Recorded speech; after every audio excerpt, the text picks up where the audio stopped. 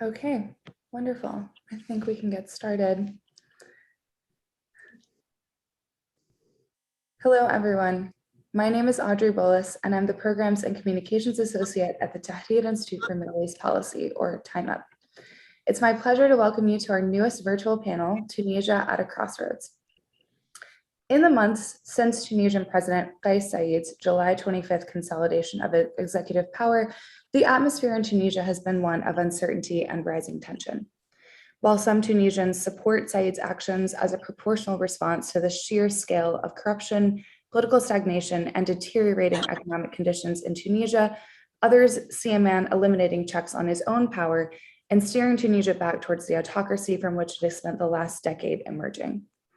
Saied's recent moves are also alarming to donor countries and institutions negotiating a rescue plan for the struggling Tunisian economy. Though new Prime Minister Najla Bouden has successfully formed a new cabinet, its priorities and the extent of its powers remain to be seen. So, today our panelists will consider how can international policymakers engage with Tunisia's new political order while centering the priorities and needs of the Tunisian people, and what steps should Tunisian authorities be taking now to bring the country's transition back on track? As a reminder, today's conversation is being recorded. You can follow along and live tweet with us using the hashtag #TimeUpEvents. And as audience members, we of course invite you to submit questions using the Q&A function. So without any further ado, it is my pleasure to introduce today's moderator, Elizia Volkmann. Elizia is a British freelance journalist based in Tunis for the past 5 years, covering Tunisian politics, social and economic issues, as well as the wider Maghreb and Euromed region. Elizia, the floor is yours. Welcome to today's panel. I am surrounded by some illustrious speakers who it's my great pleasure to introduce.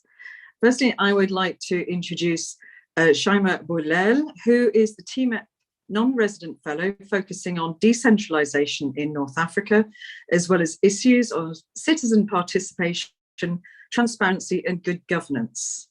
We have also joining Khansa Ben Tarjem, who's a former journalist and currently a doctoral student in political science at the University of Lausanne and a visiting fellow at the Center for Middle Eastern Studies at Harvard University. Finally, we have Samah Krichah, who is also based here in Tunisia. She is a Tunisian activist and a researcher working on feminist economics, and she has an expertise on women's peace and security. So firstly, I would like to invite our panelists. Can we quickly agree on a way to describe what happened in Tunisia on July 25th, when Kais Saied invoked his interpretation of Article 80, when he froze Parliament, he sacked Prime Minister Mishishi, and also the second defining moment, which was on September 22nd, when he issued Decree 117, where he gathered all legislative, executive, and judicial powers uncontestably into his hands. And this was followed by the nomination of Najla Bouden, the Prime Minister, and the government. So how do these historic moments define the situation that Tunisia finds itself in? So firstly, I'd like to come to you, Chaima. Thank you, Elizia, and I want to thank TIMEP for organizing this event, and it's a pleasure to be with Khansa and Samah, and it's an honor. And thank you for the question, Elizia. I think it's important to make the distinction between the 25th of July and the 22nd of September, and I'll explain why. On the 25th of July, yes, the Tunisian parliament was blocked, and members of parliament in Tunisia were denied access to the Tunisian parliament building through military tanks. And the images of that will haunt me as a citizen throughout my my life, because I personally never expected that that would happen in a country where we were happy that we were resolving issues within parliament and within institutions. However, reducing what happened on the 25th of July to a coup d'etat, I think does not really capture the complexity of what was happening, and does not capture how it was defined by Tunisian citizens, even though We cannot generalize anything on any group of people. The importance of the terminology of a coup d'etat or not is that it creates the cleavage between the different groups, and instead of capturing the nuance between like being critical of the state of democracy in Tunisia at the time, but also being committed to respecting the constitution, I think using the names like the words or terminology like coup d'etat removes all of those questions and just focuses on how to depict that, which impacts how we can move forward, which I know we might talk about later on. So what happened on the 25th is an extreme or like an abused interpretation of the constitution, because even though the president does have the right to declare a state of exception because of imminent threat, there was no constitutional court to define whether that, to define the limit for that threat, and there was no agreement on the nature of that threat, and no clarity.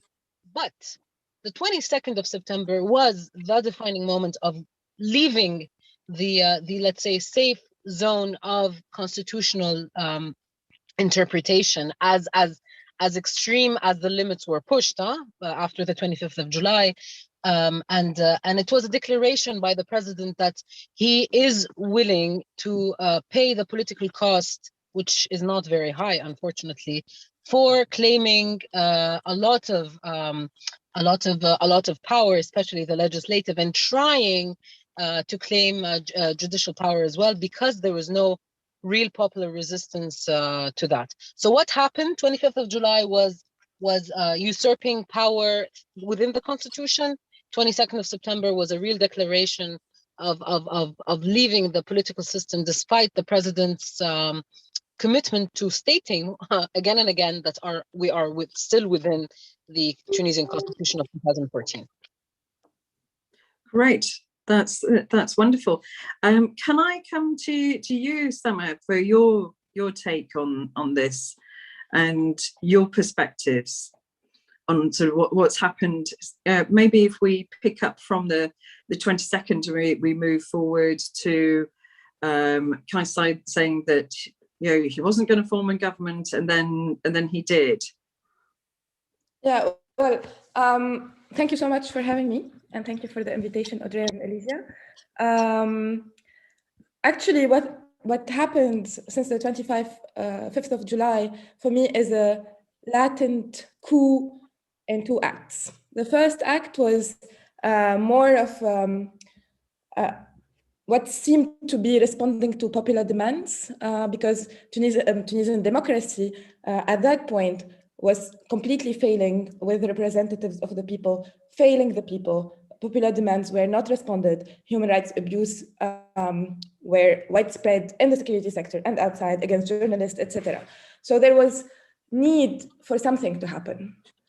And then I personally was a bit hopeful that even if he tweaked a bit the constitution, I'm a firm believer in democracy, but I'm not a believer in the rigidity of the formality of democracy. So it could have been possibly at that point a moment in history to change things for the better.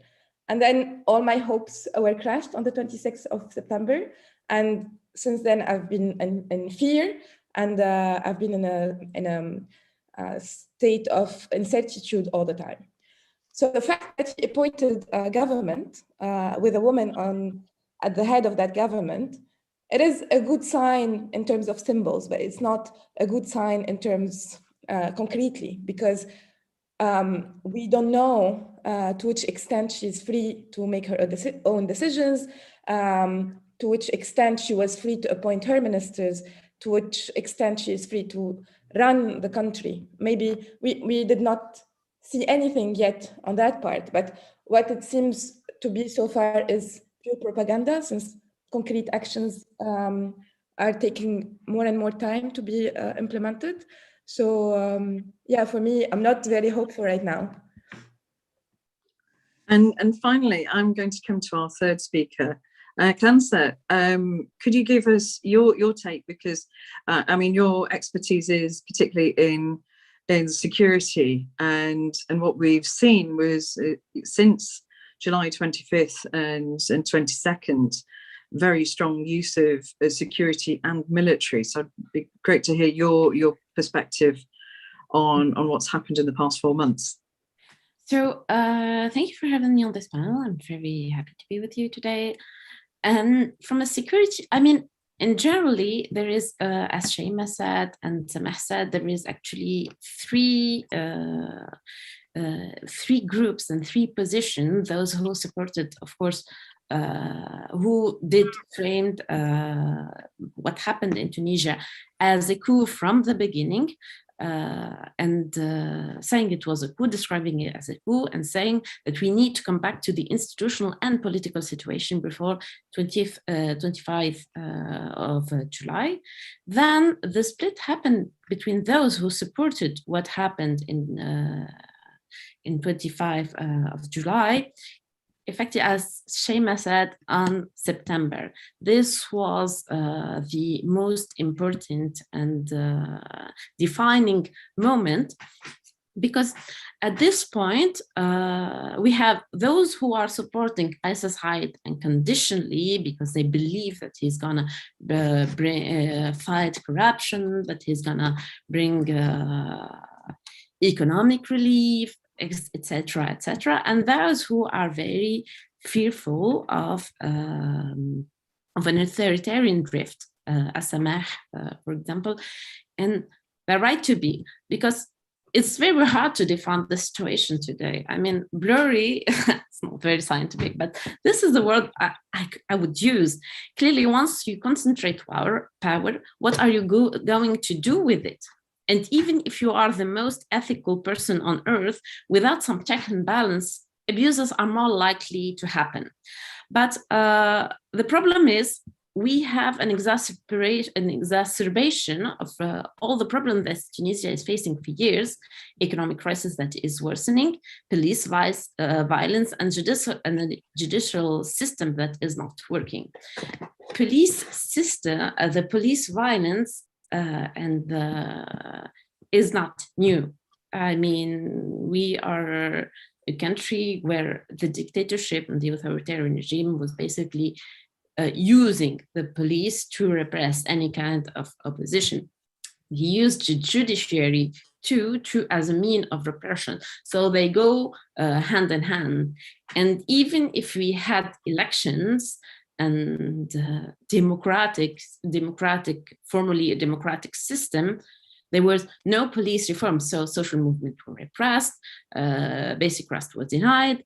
And I mean, Tunisians are not very confident in their judicial system, as we had many, many scandals of judiciary corruption, and some of them were for political reason because they're close to those in power. Some of them were really facing charges of corruption.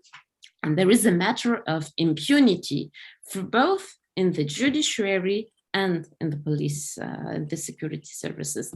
The military actors are quite new.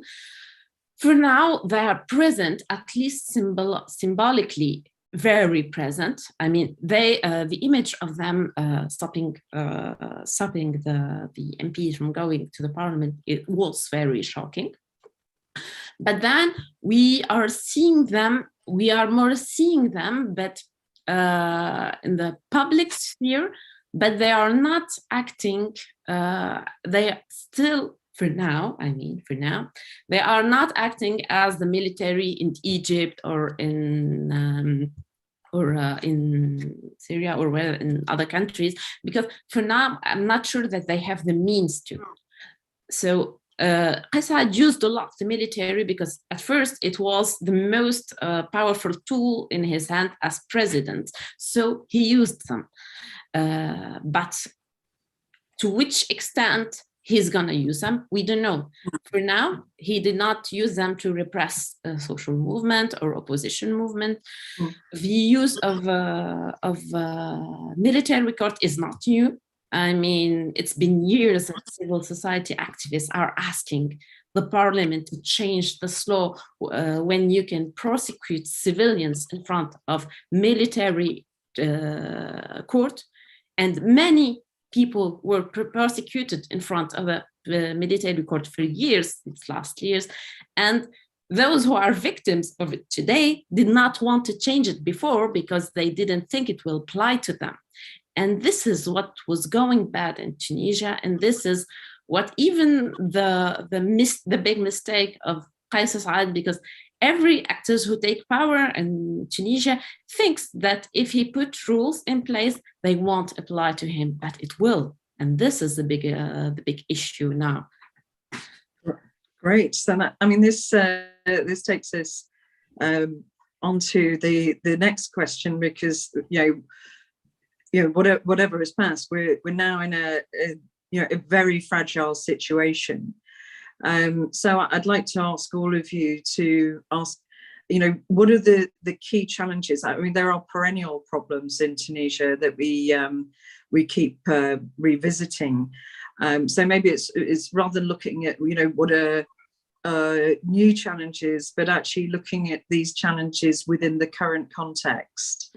So, I mean, particularly last week, if people have been following the Tunisian news, we saw violent clashes in the little town of Argheb down in the south in the governor of Sfax, and this was over garbage management, and the sort of looking at a breakdown of local governance. So I'd like to come back to you, Chaima, because you have very much an interest in institutions and decentralization. And also you've recently visited government offices. So I'd really like to get your take on what the situation is that we're in right now, and sort of within the sort of that context of institutions and governance. Yeah, thank you so much, Elizia, for this question. I think if we want to also grasp what's happening in Tunisia with some kind of depth, I'm not claiming that this is the only way to really approach what's happening, but the institutional angle is extremely important, because it seems like the general narrative that is being appropriated by people is that our institutions were going bad. We had corruption, there was nepotism, we weren't respecting the rules. And this is why we are willing somehow to allow Kais Saied to really have this extreme interpretation of the constitution, to say the least, in order to bring things back to a norm, which is the rule of law. But I think that is not necessarily the objective of Kais Saied or the true supporters, meaning those who have helped him throughout his electoral campaign. Because what is happening in Tunisia now is restructuring the political system in a way. What we are witnessing now is a presidential regime, even though it seems temporary, but there's no end for this. There's no end for the suspension of parliament, and somehow flirting with the idea of direct democracy that Kais Saied promises through grassroots. This is perhaps a very inaccurate translation of al-bina al-qa'idi, or like grassroots representation or grassroots democracy, let's say. So what's happening now is restructuring institutions, not bringing institutions back to how they should be functioning through, or questioning the governance of institutions. And this is the first challenge that Kais Saied faced, is Agharib in Sfax, in the southern, one of the southern regions in Tunisia, where there was a waste management problem that dated way back before, pre-Kais Saied. There was a real environmental issue there. And it was an intersection of the responsibility of the central government and the local government, meaning municipalities. Waste management or waste collection is the responsibility of municipalities as a first point, so collecting waste. But dealing with the waste that is collected is the responsibility of the central government, which is under the responsibility of Kais Saied now, since the government is under his sight. What happened, Elizia, I think is truly, like, I think reflects Kais Saied's approach to state institutions, because there was a judicial decision to shut down the waste collection center in Agharib, even though there's no appeal to that, so it's not a definite decision. But Saied was willing to have the executive power overrule that decision and open the center, which means that instead of having a local approach that is grassroots, which is listening to people and seeing and finding a solution that is truly local, that responds to everyone, the approach was very central, very down, like bottom or the contrary. Top down. So we're going back to well, not going back, but reinforcing a top-down system. Exactly, it's a top-down system, and everyone seems to say this is it's exceptional because Sfax, the bigger region, was having a real waste problem, but we saw that the regional level suddenly became more important than the local level. Now, of course, Saied then went down to Agharib because there were protests and there was an alleged death of someone because of police violence that's still under investigation. But as a Tunisian, I am used to having investigations of suspicious deaths and protests. I don't know why suddenly, or if there's real evidence that suddenly this is not supposed to be something suspicious anymore. He went down to Agharib and there was opened a channel for discussion. But the first reaction was not to have a local approach. And here, I think, for anyone who follows Tunisia, it's important to see that this is not bringing institutions back to how they should normally work, because normally institutions should open channels of discussion with local population to find local solutions, especially that Tunisia has been witnessing a local governance reform that was inserted in the constitution, and has been taking place with municipal elections. Obviously, it has its downsides, but we have solid grounds to have real local power. So it would be interesting to see what Saied is doing. Is it restoring his own vision of the state, or is it empowering the state through bringing institutions back to good governance, good governing practices, or best practices of governance?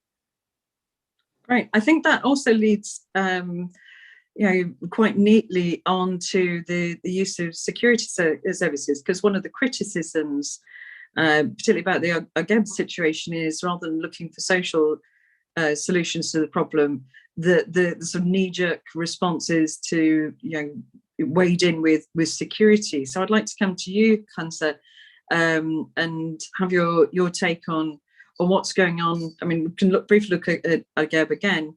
But what's going on in terms of the security services at the moment? Because I mean, this has been a long and very painful history between security services and citizens, and I think a lot of people were, they were hoping for major changes from Saied.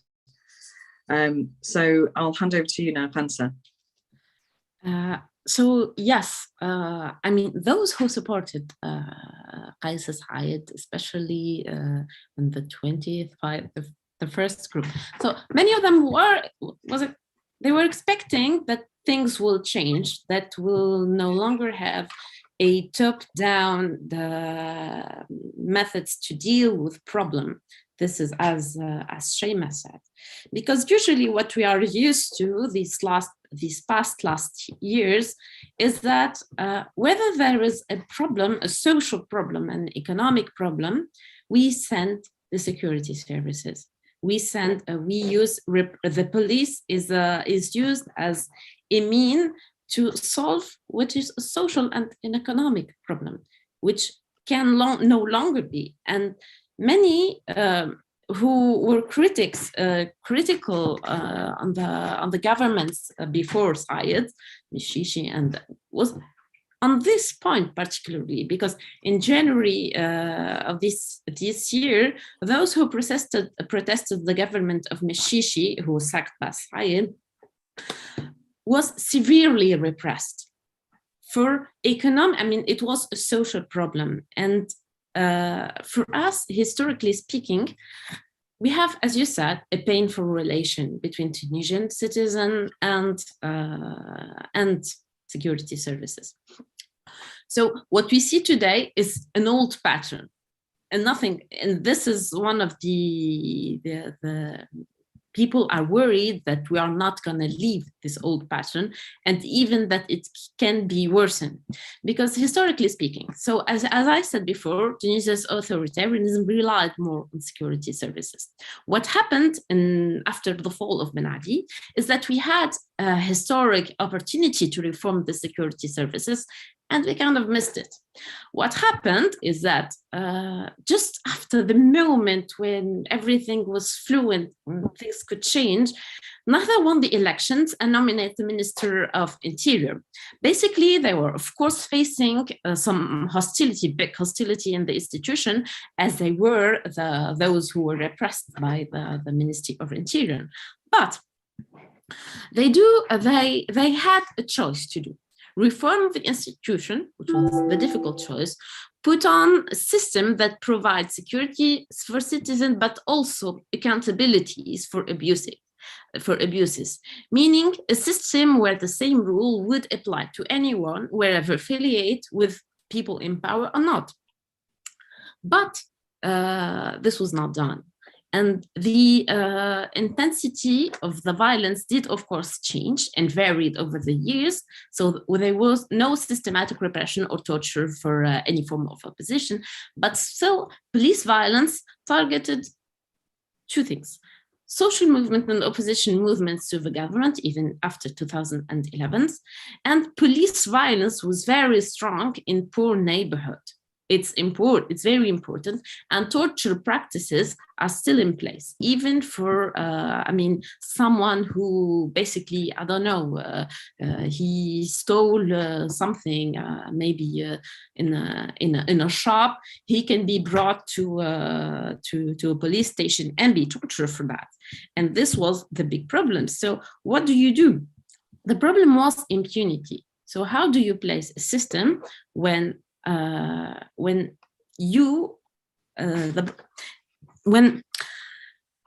can I say? So for the repression, how the government dealt with social movement over the years, sometimes they used extreme violence, sometimes they used even some lead shot.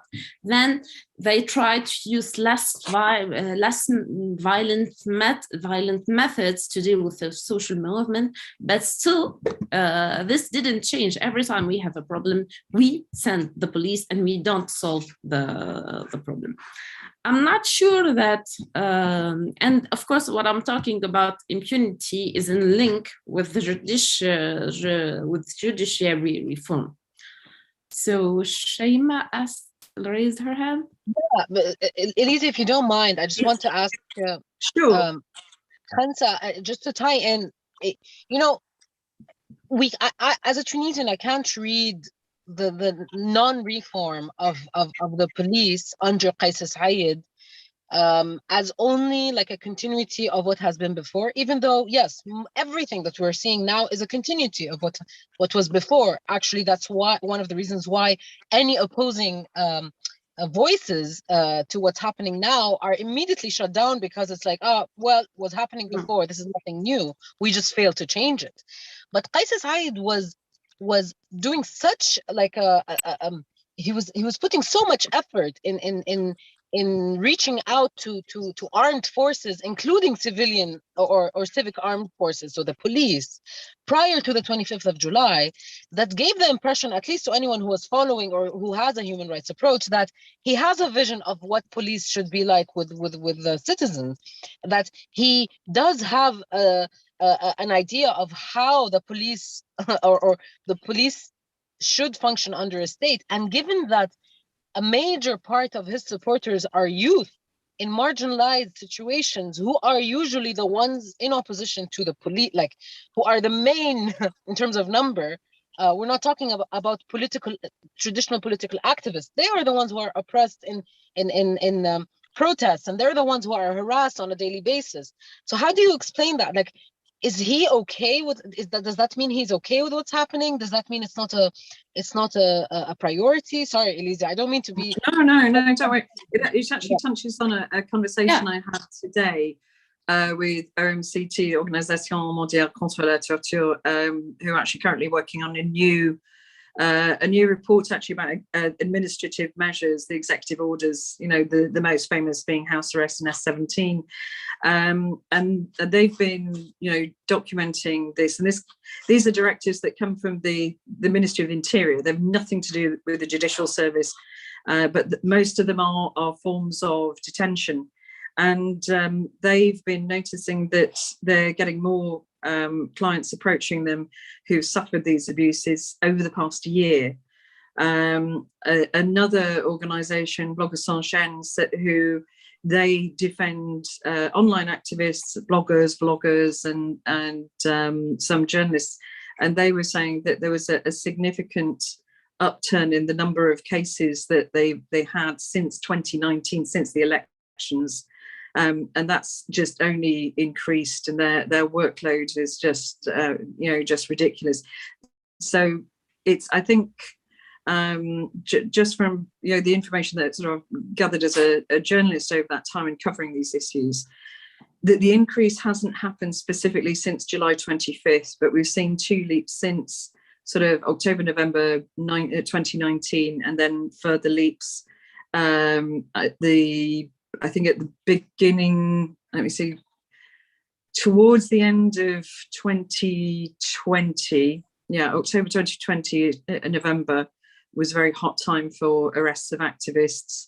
And then, of course, there was a sharp upturn, a massive wave of arrests in January, February, March of this year that was just like a tsunami of arrests and torture, arbitrary arrest of minors, abuse and torture of minors. So in terms of what I've been following, this has been building over the past 2 years. I mean, there always was this basis. I mean, I wrote about house arrest back first in 2016, but that wave, what we have seen since July 25th, is perhaps a more public use of executive orders, and sort of as showpieces and against very high profile people. But actually most people under the administrative measures are ordinary invisible people who don't get documented, like directors of major institutions. Anyway, sorry, I'll hand back to you, Khansa, just to finish up. So yes, Chaima was bringing the question that I was going to talk about. Is Saied okay with the police system working as it is? I can't answer intentions. I mean, this is very hard for me to say. Of course, in the discourse he spoke about, I mean, his supporters are those who are victims of police violence, and he, politically speaking, the discourse is not the same thing as action. And for me, I differentiate both. He can say that, no, I don't agree with police violence. I don't agree with people getting tortured. He can say whatever he wants, but actually, even if he does not control all the Ministry of Interior, still he is accountable for it. Even if this last 10 years, the security, parts of the security services get some autonomization from the executive part due to the strong role played by police unions, because police unions were an important actor in security services after 2011. They were those who supported police when they were policemen, when they were accused of torture, of repression, or murder, or corruption, wherever. Their police unions stand up for those people and stand up for impunity. And sometimes they just went against the executive order for the executive branch, just to protect their people who are affiliated with them. But for me, even if you don't control the whole thing, it doesn't mean that Saied is not accountable for it. I mean, you do concentrate the power. I don't care if you control effectively everything, if you know actually what you're doing. I'm not sure that he, I mean, even a person who knows that police violence is a problem, I'm not sure that this person knows what are the things that you can do to end this. I'm not sure that I don't know if he gave it much of a thought, if he thought about police reform and how to change it. It's not something that can happen over a year. It's a process that is long and painful. But I don't know if someone as Saied thought about this process and how to put it in place. Even to put it in place, I'm not saying that he can reform it with clapping his head. I mean, with the clap of his finger. It's hard to reform an institution as the security services. But I'm not judging intentions. And for me, as a president, you are responsible of these abuses, especially as you concentrate power. And when these kind of abuses happen, you should apologize for them. You should publicly speak about them, even if you don't control them, or you control them, I don't know, but so that's why I'm not sure that for me, everyone, I don't know if, so to conclude, security services reform and violence is a very difficult matter. Saied chose to use symbolically police and the military, so he needs to be accountable for it, whether he controls them or not. Great, thank you. Now, I would like to come to Samah, because of course the victims of police violence are the poorest, like say the people from marginalized society, marginalized areas and neighborhoods. Samah, from a sort of a social and economic point of view, could you talk about the situation that the average Tunisian finds themselves in at the moment, and what they're going through? Yeah, so thank you so much, Khansa, for what you've said, because I think I can build on what you've just said, that responsibility comes with accountability, and we do not feel that there is any accountability that the president is facing about this, especially that he is talking on behalf of the people.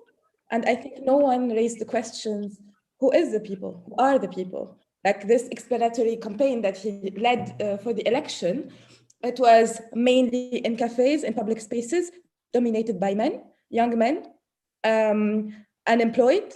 So who he talked to besides these people that he met in cafes, right?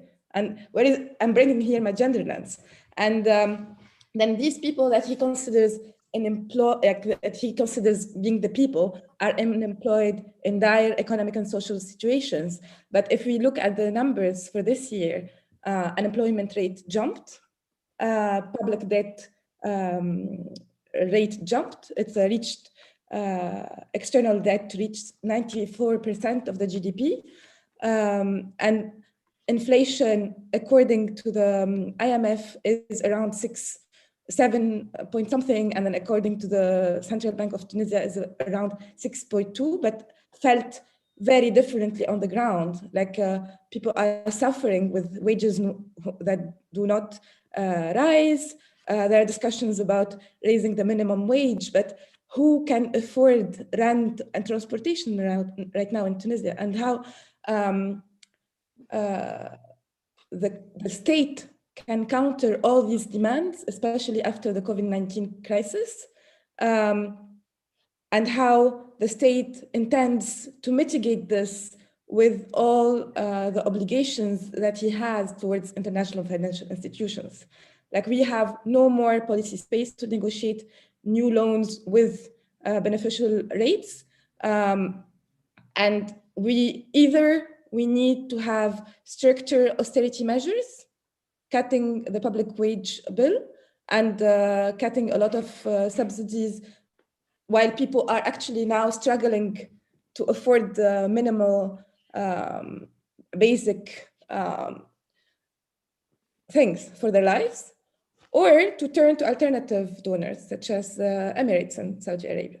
But we know all well what turning to these regional actors did to the democracy in Egypt, for example. So there are all these questions that are correlated to the economic, but they are not really only purely economic. And as Khansa said, the police violence and the security force violence is more likely to raise to silence popular uprisings.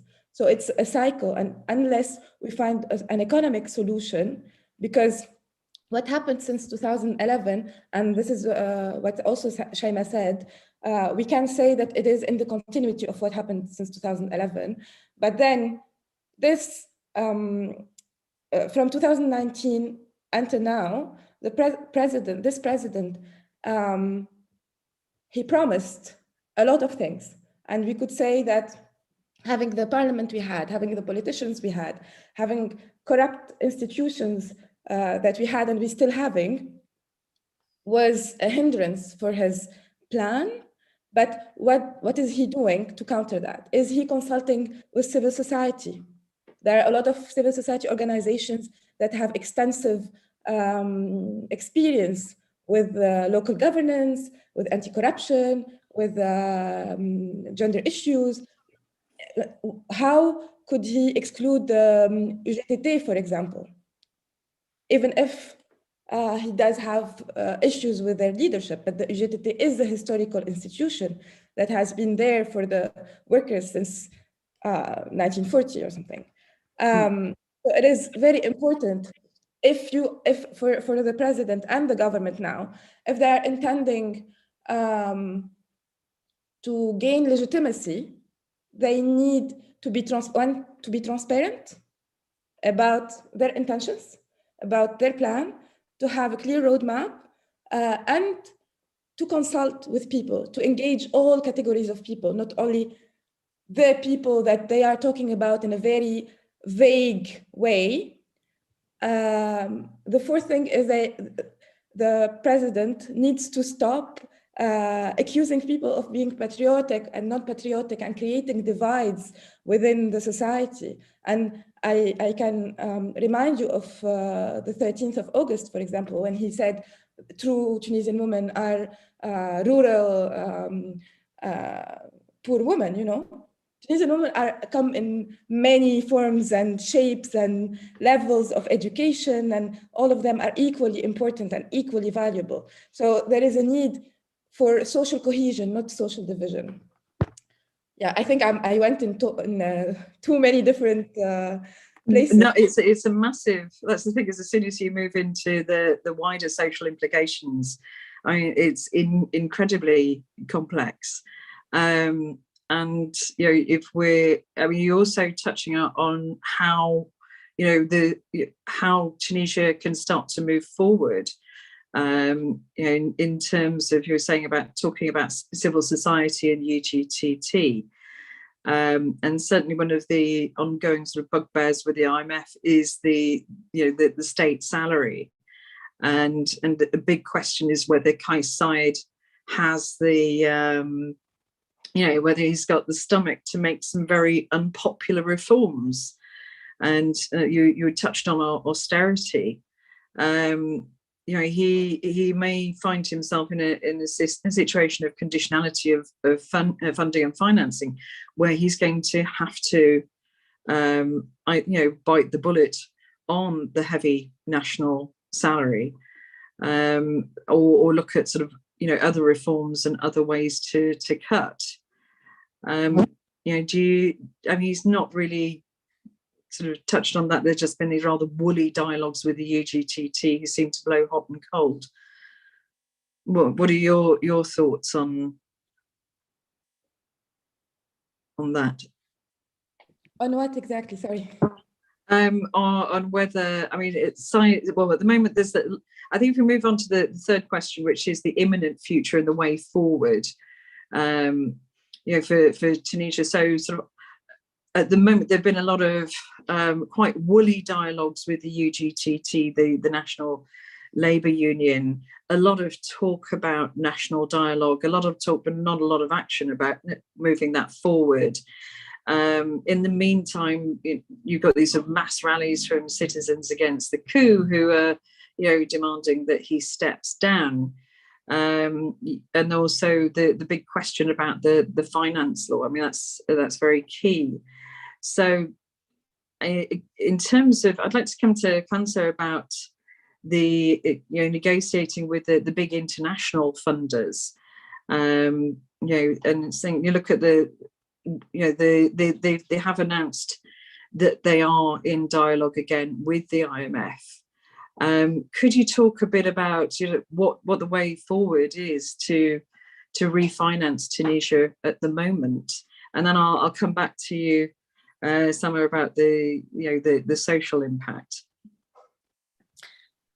So for me, let's start with the basics. When you say how to fund Tunisia, to be honest, Tunisia is for these last years until starting from 2013, I think, all the loans that Tunisia is taking, she takes it to pay formal loans and not to make actual projects, which is, I mean, this is a dark situation. Imagine from 2013 you're doing this.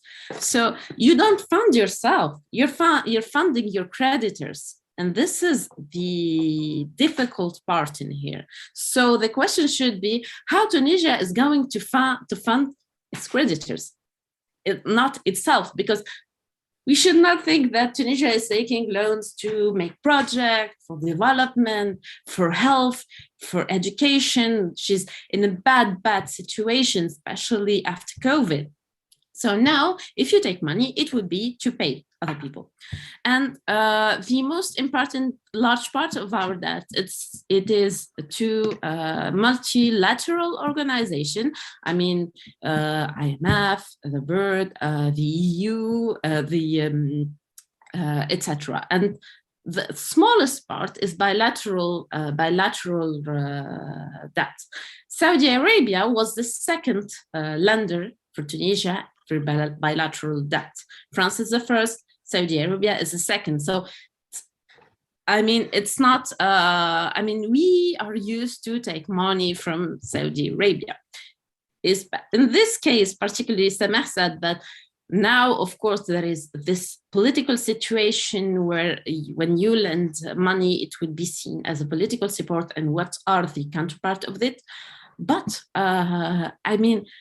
I'm not sure that every donor has if they give you money, they have some counterparts. And I'm not sure that even if they lend us money, it won't be enough to pay up all of our debt and make development. So we are caught in a cycle.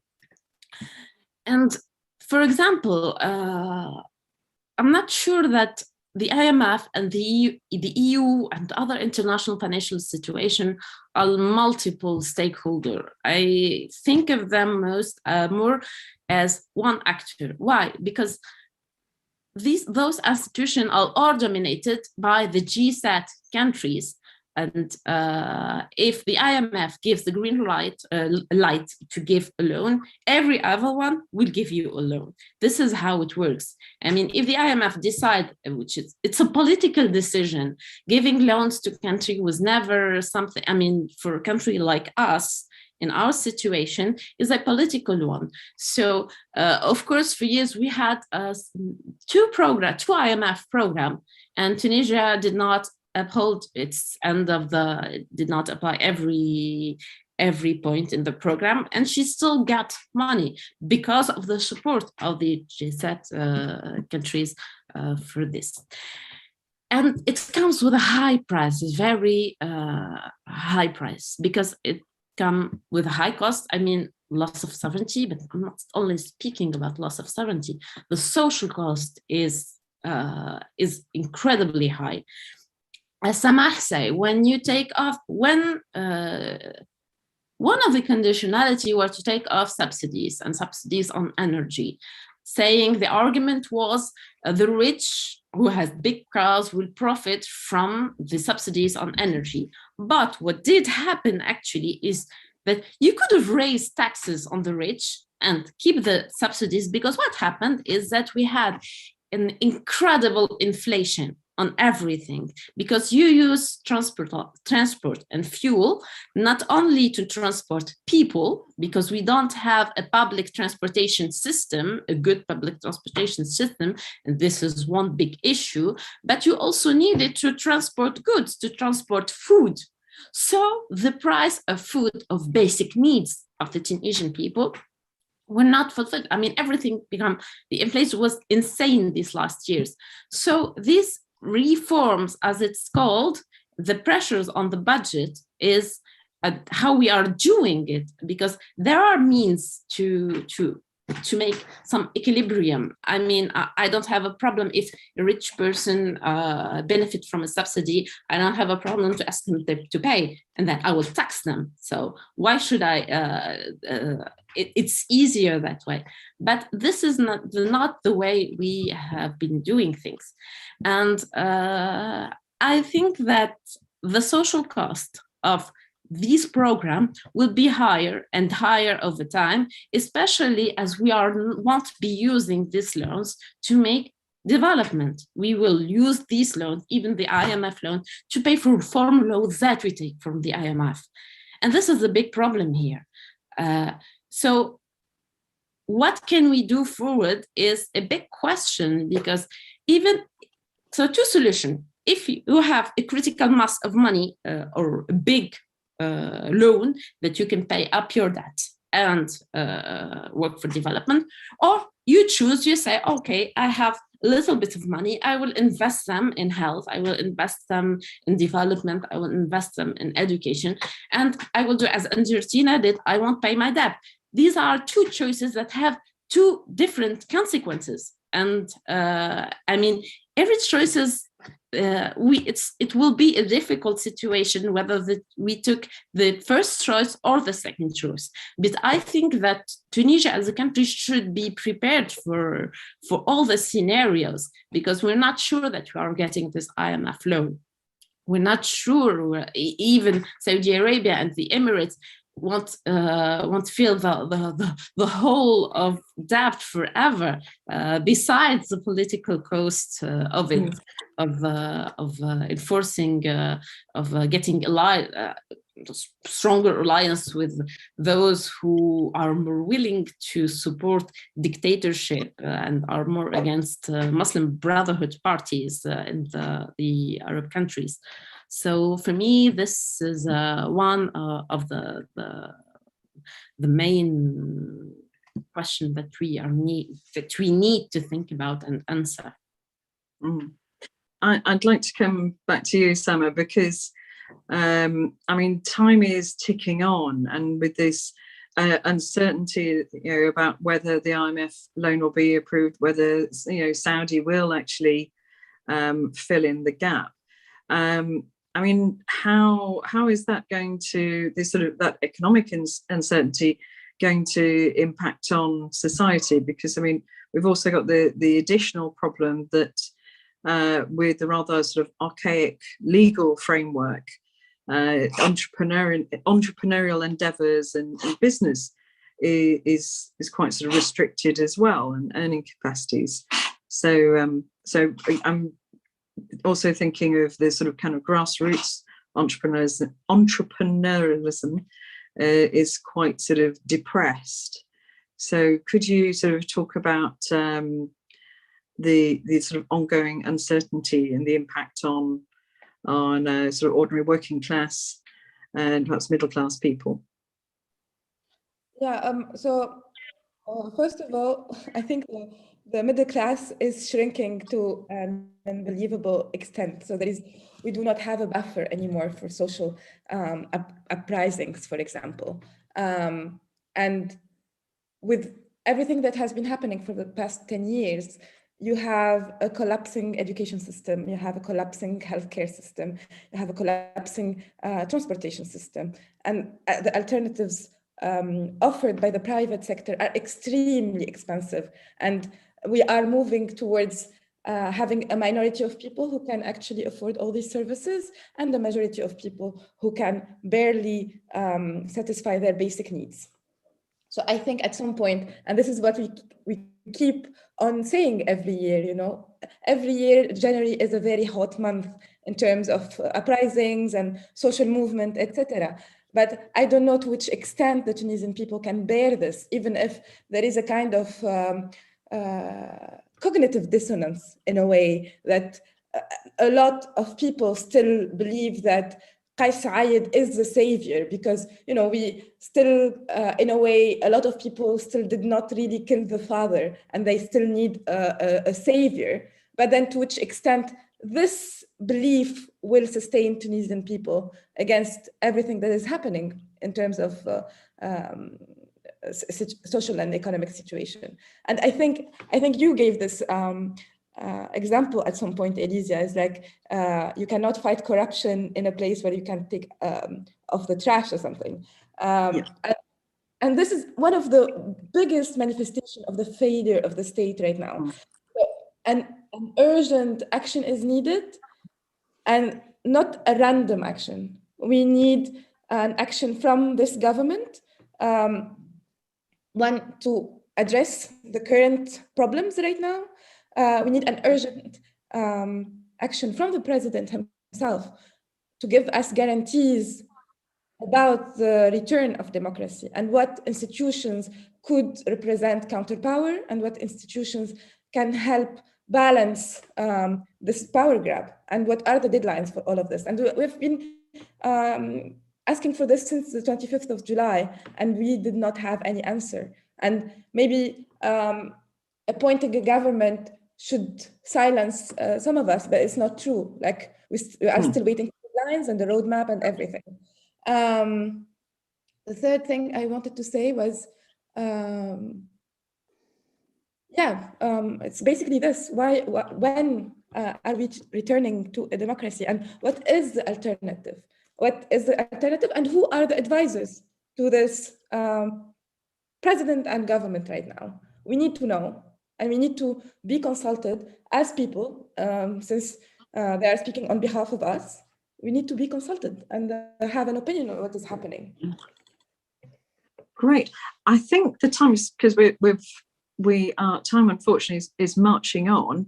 So I want to open up to the questions. We've had a few questions submitted in the chat and the Q&A, and there's one, because I was going to come to Chaima about this sort of institutions and accountability, but actually one of our questions from the audience is, sorry, I just have to scroll back, which is about the fact that we don't have a functioning parliament, and the institutions that provide the sort of checks and balances, oversight, and as you were saying, Samah and Chaima, about having policy space.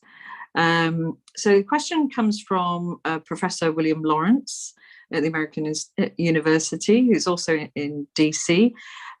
He said, since Kais had no right under the Constitution to shut down Parliament and suspend most of the Constitution, which he's done, including the parts that give him power, why doesn't the Parliament meet virtually, which they do have the capacity to do during the pandemic, and vote to remove him from power? Isn't it smarter than trying to break into Parliament? And the action would have no less legitimacy than his. It's quite a novel, using tech to overcome authoritarianism. What do you think? Yeah, Elizia, I've been so I'm going to jump back and forth on a few questions because I've been reading them as well. I agree with Professor Lawrence. If we were if we were reading a book about what should happen in Tunisia. That is the smart thing to do. But the problem with that is that legitimacy or the constitutionality of an action has lost its meaning popularly quite a while ago. I mean, Saied managed to do what he did because there was a very low political cost for him breaching the constitution. And that is something I think we need to just admit. It's very hard for me to admit myself. And this was not the result of the 25th of July. This was the result of having two consecutive parliaments that failed to install a constitutional court and have breached the deadlines. It is the result of breaking so many rules within parliament, in the bylaws, with governments, not respecting lots of laws. And, you know, I think that is part of the democratic process. I think that is part of the democratic process, but it's accumulation. For the popular, and I can't speak for the people, but from what I understand is that we don't see reality, political reality, in terms of what opportunities are there, where can we improve.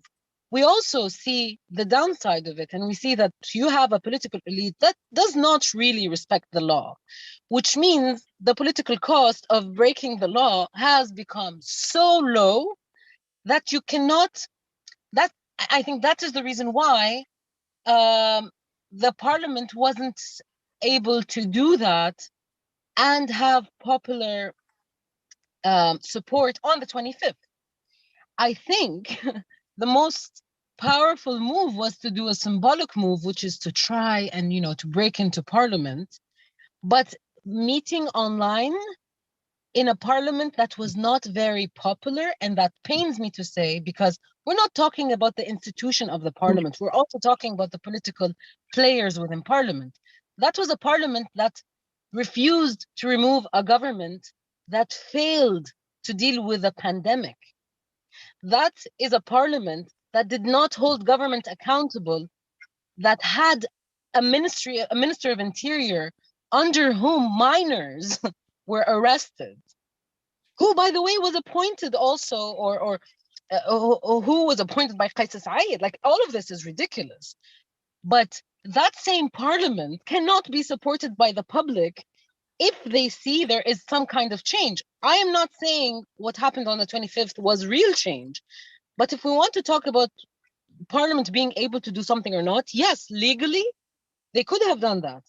In fact, I think what could have happened, and this is just speculation and analysis, between Saied and parliament, so the president and the parliament, with the absence of the constitutional court, it was a matter of who moves first.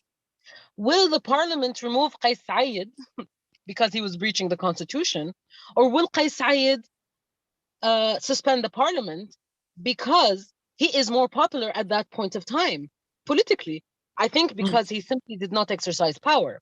So yes, I think it would have been smarter for parliament to do that, but I think it would have had no real significance politically.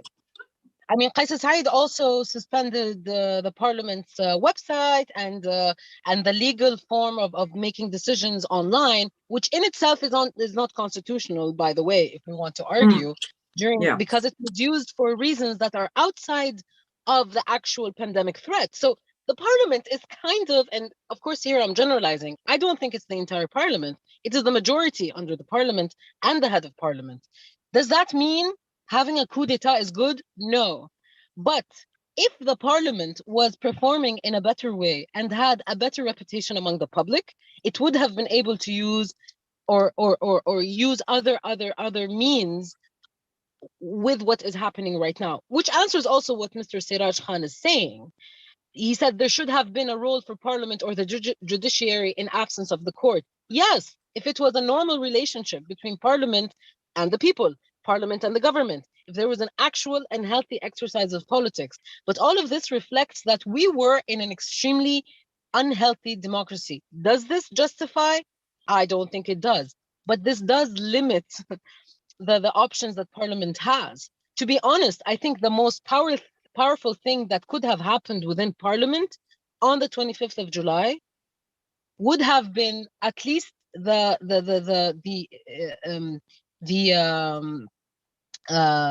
resignation or of the head of parliament in protest because that would have been the most symbolic reaction to what has happened. But of course, that's not going to happen, because politically and in terms of partisan politics, that would never happen. And this is really the issue at heart. And this is why I have an issue of saying restoring democracy or going back to democracy.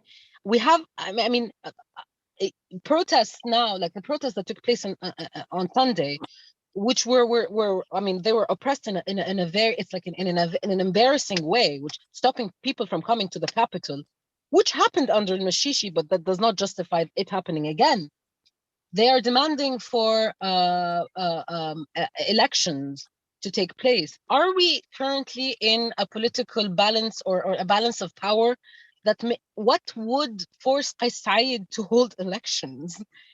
And I see Professor William, which I also agree with him, saying that if we go back to democracy, quote unquote, we will have money. I think the international public should know that this argument is actually a counterproductive argument in Tunisia. It reflects meddling in Tunisian affairs, even though anyone who understands international relations, we know that we don't live in a vacuum. But this argument only weakens any opposition for what is happening in Tunisia or for Kais Saied right now. Because it seems it translates into giving up hope for change for money, which we got before but did not change people's lives. Elizia, can I comment on another question on decentralization or I was going to say, well, there's quite an interesting question that links into the fact that you're talking about Sunday's protest, which was, I mean, I estimated between 5,000 and 6,000 people who were there, not the 1,000 that the police and local press said. It's actually a question from Radwan Masmoudi. Yes. He said, can the panelists tell us whether Kais Saied and his unconstitutional orders are still popular or not? Are there accurate ways to measure how much popularity he still enjoys amongst the population as a whole, and young people in particular? I wondered if I can actually sort of pass that to both Samah and Khansa to jump in on that, because it's hard to kind of get the visuals and oversight on issues like that, though we have had polls recently, if I'm correct. So we had polls. I think we had polls about a month ago. Yeah, about a month ago. I mean, yes, you can do polls, but how can I say? It's not. I mean, something is not pop. I mean, even if Kais Saied is still popular, this doesn't mean that he should. I think in the polls, Kais Saied is still popular, and for the reasons that Chaima just explained. But what I'm saying is, if he wants to keep this popularity, he needs, as Samah said before, to integrate all stakeholders, because you can't face these kinds of crises. I mean, we are in a big mess. You can't face these kinds of crises without listening to everyone, because of course, everyone thinks that they have the solution to every problem and their solutions are the best, but you need to take into account different interests. When you say the people wants, I mean, you have lots of people, lots of contradictory interests, and you need to take account of the difference, the diversity of interests to do a policy that can, I mean, not please everyone, but that can be better for the majority. And this is very important. And it is very important, as Samah said, to include people and not to speak to those who are not okay and not they don't agree with you, or they agree in half with you, as traitors or something like this. So for this, I don't think, yes, he is popular, but I mean, to face a crisis is not enough. I mean, That's it. Yeah, I think Chaima raised her hand. Yes. Do you want to step in, Samah? Yeah, so I think his popularity is quite fragile because, as I said, like to which extent people can starve and still support him. And, over the years, in the last 10 years and before, we've seen that whenever the economic situation was hard, there has been a change in the political system. Except, I think, with Mashishi, even with Mashishi, actually, the change happened because of that. But then the time is ticking, and he needs to do something about it if he wants to, stay popular, and not turn into a full dictator inside and out. Because if you are not popular anymore, and then people are moving against you, how will you deal with that? Will he step down? We don't know. Elizia, if I could jump on that. Yes. Yeah. I want to echo what Professor Lawrence is saying. So popularity justifies none of this, and I totally agree with that. Like, I think discussing the popularity of Qais Saied outside of just understanding what the cost of him doing anything is a danger. It's a slippery slope. Because I think what Mr. Radwan Masmoudi was asking is more, he's not asking whether it's justified. I don't think maybe popularity. I think maybe, I'm putting words into Radwan Masmoudi's mouth, but I would say a better term might be satisfaction. Are people, rather than popular, are they satisfied with the Qais Saied, and do they actually still have confidence? I think might be. I mean, that's better. Kind of the same thing, because if they had confidence, he would be popular among them. And the thing is that the reason why I think this is dangerous is because popularity should not be synonymous to legitimacy, even though I think legal legitimacy does not mean much in Tunisia now, and that is very unfortunate, extremely unfortunate. And that's why when we say going back to democracy, that suggests that legal legitimacy is important. And that's why I think whatever we propose and look for needs to also respond to a need on the ground, which links me to the question of like what civil society is doing. I think what will hold Qais Saied accountable, which might make him strive to go back to some kind of legal legitimacy, which then we can talk about going back to democracy, is local social movement, exactly like what happened in Agarib, in Sfax. What made Qais Saied move and go on the ground, and actually it resulted into the government having a spokesperson, is a local movement. And I think social movements are going to be Tunisia's way out, not necessarily NGOs that I completely respect and perhaps am part of, which have been ones that are involved in the democratic transition. And that was really important. But I think we need to also stop and see the situation as it is. You have a president who thinks that anything that is between the person making decisions and the people is a buffer that is not necessary. Does not mean we need to be okay with that, but that is the reality we are facing now, and it is a result of so many things. It's a result of failing to respond to people through representative democracy, but that is fine. That doesn't mean that what is happening is justified. So I think we need to take the popularity with a lot of we need maybe to a pinch of salt.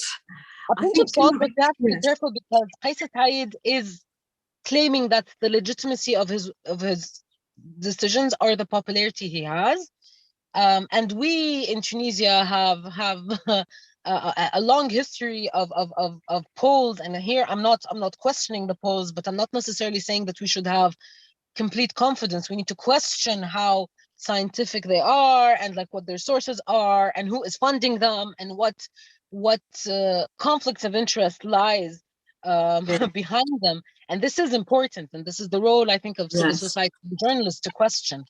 But what will make Saied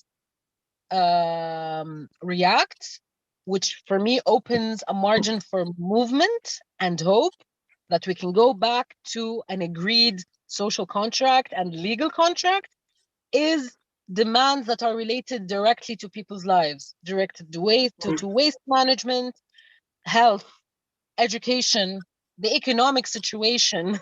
Those are going to be pressing issues. And I don't think the pressure is going to be on a national level. It will be local. And here is going to be the real test for what Saied is promising, which is direct local democracy. Because I mean, there've been a few questions about negotiations in civil society, and one question was about the splits in the UGTT, or just from Ed Webb. But I think I'm going to enlarge on Ed's question. He was saying, I'd heard the splits in the UGTT leadership. Is this between those willing to bargain with the strong man? I really hate the term strong man. I just see terrible action figures. And those with the commitment to institutions, or are the divisions along different lines? I mean, certainly when September the 22nd, the decree, the decree to rule by decree was issued. There did seem to be some more movement from civil society in general, but overall civil society seems to be rather tame, and they've played such an important role in developing Tunisia's democracy. I'd like to have your take, and maybe a sort of a quick fire from you, Khansa and Samah, about this situation in civil society, as what was formerly one of the great sort of checker and balancer of the state. Yes. So, of course, civil society play a big role, but even civil society is diverse and represent different interests and different group of people. That's why I totally agree with Chaima when she said popularity doesn't matter, because it's not the issue here, because you can say that we should kill or the prisoner and it would be popular. It doesn't mean it's a good thing. Yeah. Most dictators are popular. I mean, you can make stupid decision and say, yeah, it's popular. No, it does not mean any. The question of Mr. Masmoudi was about, can we see if he is popular or not? But for me, it doesn't mean anything. He needs legitimacy, comes from actions and from of course legal legitimacy, but also from what policy on the ground for the benefits of the people. So and in here, civil society has been a strong actor, a diverse actor, but also an important actor. But not only organized civil society, because we have some organized civil society that is very institutionalized, and that works into very rigid program, with an agenda, not always linked with needs of people on the ground. And there is another group of civil society that is linked to people needs on the ground. UGTT is a strong actor. The union, the workers' union, and even historically speaking, even Bourguiba needed to, and Ben Ali needed to discuss and to negotiate with the union. Of course, in here, Saied, as Chaima said, does not believe in intermediary between the politicians and the people. He does not believe in representation in groups. So basically, he does not believe in an institutionalized civil society. And this is one of the big challenges that we are facing today. So even they can continue their work, but he does not recognize them he does not recognize them as useful or legitimate. We come back to legitimate. And Samah, because you work in the in the third sector in the civil society space, I mean, what have you experienced in the circles that you move in? Yeah, I'm experiencing a lot of fear and uncertainty, especially regarding the claims of Saied in 2019 as part of his electoral campaign that actually, as Khansa said, that he does not believe in organized civil society and he would like to shut the donors, and this means also shutting down local organizations. While local organizations and some of the donors have been working and pushing for a lot of legislative milestones in Tunisia, such as equality, the article on equality, such as I'm talking about what concerns me most, the law against violence against women, and all sorts of things. And I think Chaima and Khansa could testify on that. And I think this has two causes. One is his belief by principle in the uselessness of intermediary between people and politics. And the second is the failure of international community, because the international community has been not very, how would I say, coherent over time, because we see it, I don't know, supporting a Sisi sometimes, and then supporting what is democracy in Tunisia, and then supporting parties that have perpetrated abuse against people, but they never supported the real need of people. So I think there is a need for the international community as well to question itself and the ways they support civil society and the agenda that they are carrying, and how they can consult in a different way so they can also gain legitimacy. And the other way is that like civil society in Tunisia usually addressed their demands to the parliament, even if not all of the time it was successful, but we do not have anyone to talk to right now.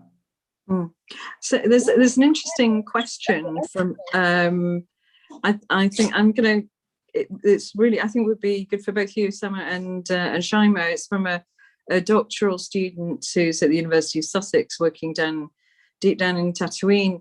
It says a longer question about the decentralization process that we have sort of touched on earlier. And she asked a question: is how can Tunisia reorganize its governance structures without having the money for it? What are the risks in terms of recreating power imbalances and not fulfilling direct democracy, and perhaps even fueling localized corruption?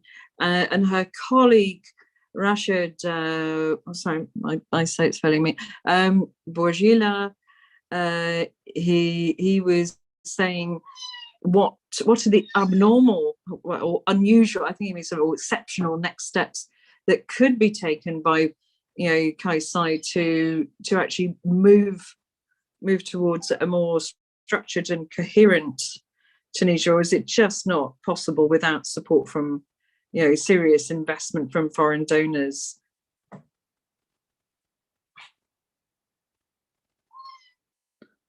I can speak for the if you don't mind, Elizia, so I'll no, jump in. Oh, so Linda, I think it's important to tie in with what Samah was saying. So the decentralization reform is one of the biggest reforms that Tunisia led since structural, let's say, or reforms that Tunisia led since the revolution, and it's the one that had one of the largest investment and loans, let's say, from international actors. There's a lot of money that was pumped into decentralization. Some of it, I think, has resulted into actual actions, and some of it went to waste, like a lot of international funding that we get, unfortunately. But it's fine. That is perhaps something that we need to it's a skill that we need to acquire and learn from, and it's largely linked to how mature civil society is to contribute and to hold stakeholders accountable. But can it lead to localized corruption? Yes, of course, because if you don't reform the judiciary, if you don't reform armed forces that are supposed to reinforce the law, then you can't fight corruption, whether it is central or decentral. The idea of decentralization is not only to fight corruption, but it's also to reflect, to have citizens more involved in decision making, to perhaps make democracy more ownership for democracy on a local level, and then build upon that to the national level. And maybe what we are witnessing now is the major lesson is that it's not ingrained. I mean, it's not that we are not democratic. This is not something that I would ever say, but I don't think that the blessing of democracy is appreciated by many because simply they did not improve people's lives. And this is why I think decentralization is a level that can possibly improve people's lives in their lifetime through democracy. So Tunisia has been reorganizing. I mean, I think, for example, I think one of the steps for Saied to enter history, like Rashid Bourguila said, and I think he means, Mr. Rashid, I think he means through a positive way, because like Professor Lawrence said, he did enter history. But for example, everyone's talking about parliamentary elections and whatnot. I would argue that one of the first signs that Kais Saied would want to go back to democracy is if he holds regional elections that were supposed to be held in 2022. That would be a reflection that he is still committed to institutions that were envisioned in 2014, that were invested in by the state, and that can result in a new political elite. He would be coherent, not only with himself, but also with the trajectory that the country found itself in. So I think decentralization allows us to have more, let's say, creative ways out of this, rather than like requesting something that is impossible, like early presidential elections or anticipated presidential elections, or something that is traditional and that is not demanded by people yet, which is parliament, like parliament going back to function. Because I mean, the thing I think that people often forget about democracy is it's multi-leveled. I mean, and certainly sort of, you know, it's easy to say, you know, let's have presidential elections, let's have national elections. But I mean, in most countries, you have multi-tiered, you know, democracy. You have, you know, it's city council elections, like, you know, county council elections, or, you know, with its governorates. So this leads, I would like to, I don't want to ignore Noor's question about the impact on women, but I'm just wondering if we can loop round to what I put as the bonus question, if we had time, which is, you know, leading on from what Chaima was saying, is about a democratic trajectory. You know, is the 25th of July and September the 22nd basically a sort of an anomaly and a bump in the road in transitional democracy? I mean, you know, I often joke, well, you know, democracy is a constant struggle, and at least you haven't had a civil war or killed a king. So in terms of, you know, we can't deny that we're in a current crisis. If Khansa, if I can come to you, I mean, do you think that, as unsettling as Kais Saied's actions have been, do you think that this sort of, you know, bringing things to a head actually gives us an opportunity to address the problems of democracy, and that there might be some, you know, curious way forward for Tunisia to define its own form of democracy? Actually, it's hard to answer this question. I mean, every crisis is an opportunity to change things, because you don't change things when everything is smooth and everything goes well. Big changes come at times of crisis. So yes, it is an opportunity, but it depends on how various actors are going to respond to this crisis. I cannot foretell the future, but Saied, he could lead, I mean, in a weird way, if he believes in grassroots democracy, if he believes if he believes and he will act upon what he's saying, he to be coherent from himself with himself, he will take into account the grassroots movement in the countries that are pretty strong. I mean, we have strong social movement, we have grassroots movement, and if he actually really listens to them and change his lens about how he is dealing with the power dynamics today, with the concentration of power, because if you believe in grassroots movement, you cannot concentrate all the power between your own hands. I mean, and I don't think he will do it without pressure. If he is pressured by grassroots movement, there is two ways. He will negotiate and he will try to go to some form of a new way to deal with problem, a new contract maybe, which is not the same as, I don't know, some original way. And the second option is to repress them. So now we are at a crossroads. So either you will choose repression, but how do you install legitimacy? Even a dictator needs to have some legitimacy to stay in power. Either he will be coherent with himself and try to use the crisis to come up with some big changes in the economically speaking, politically speaking. The problem is, as Chaima said, decentralization was one of the biggest reform and institutionally in Tunisia. Saied, when he speaks, you can think of him as someone who believes strongly in decentralization. But when you see the details, I think that it's a little bit different. I mean, if it's not decentralized, his project is not decentralization as we wanted to. It's not the regional council, the election won't be coherent with his project. I mean, yeah.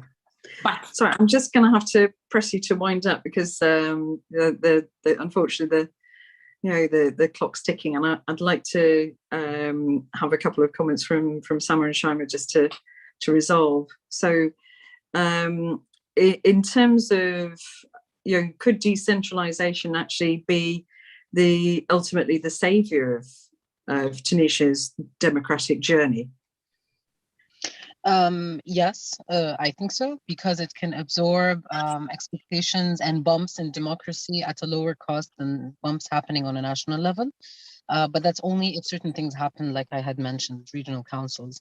I'm not going to take more time to discuss. I just want, if I can end on a note, Elizia, one positive thing that I see is we finally broke away, I think, at least as a nation, from the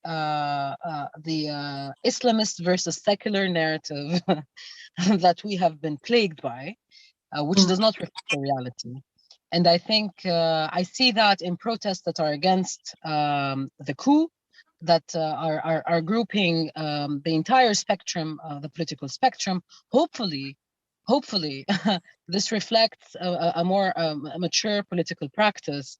And I think we need to, and I see certain questions that I know I'm not going to respond to because I don't have time, but we also need to look at ourselves in the mirror and see what went wrong outside of the victimization of, oh, we were in the opposition, so we didn't have space, or we were ruling, but we were attacked and we couldn't do much. Yes, there's a lot of truth to that, but I think there's a lot of work that could have been done by all of us, civil society, political parties, ruling and opposition, that maybe this is space for us to reflect, since we don't have a lot of space to do much more. So that would be my closing remark. Great. And Samah, I mean, one of the great political forces, though they're not a party, are Tunisia's women, who've long fought for very fundamental rights. I mean, and also, I know from my work in the regions and in communities, women are very good at organising. Do you think actually an informal, collective sort of activism and direct democracy, just organised by human interaction, might be one of the solutions, or are people too exhausted to contemplate such a thing? Absolutely, and actually there are attempts now on the ground.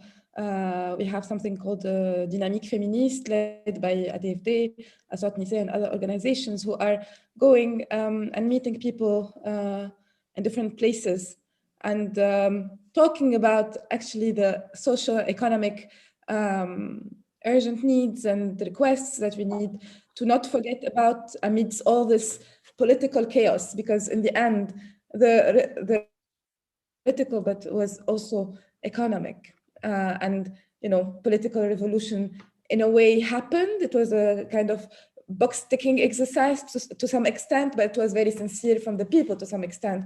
But the economic revolution is yet to happen, and I think this link should exist at some point and should be led by people at the local level, as Chaima said. And I think we have the answers. We just need to organize so we can get them out, because we have different positionalities, and the decentralization can help us have a more inclusive governing system for everyone.